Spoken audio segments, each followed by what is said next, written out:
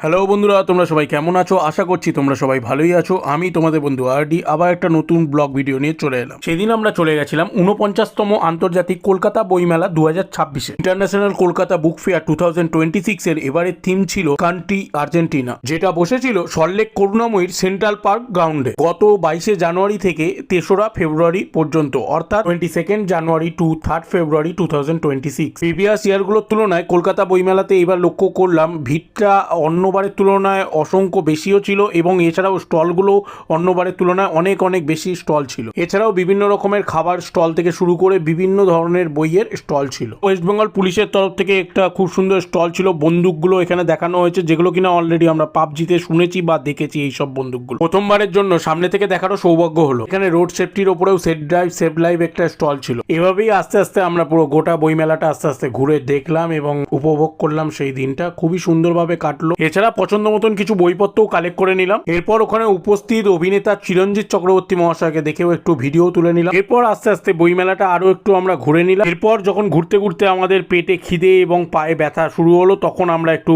পেট ভোজনও সেরে নিই। এরপর আমরা একদম শেষে এসে হাজির হলাম লিটিল ম্যাগাজিনের সামনে। লিটিল ম্যাগাজিনের ভেতরে অসংখ্য ক্ষুদ্র ক্ষুদ্র ছোট্ট ছোট বহু স্টল বসেছে। এরপর যখন আমরা একদমই ক্লান্ত হয়ে হাঁটতে হাঁটতে শেষ পথে এসে পৌঁছেছি মেলায়, এখন আমি তোমাদের থেকে জেনে নেওয়ার চেষ্টা করব তোমরা কারা কারা এই বছর কলকাতা বইমেলাতে গিয়েছিলে এবং কবে। তোমাদের সবাইকে বলবো অতি অবশ্যই কমেন্টসের মাধ্যমে জানিও। আজকের মতো ভিডিওটা এখানেই শেষ করলাম। ফিরে আসবো নতুন কোনো এপিসোড নিয়ে। ততক্ষণের জন্য টাটা, বাই বাই।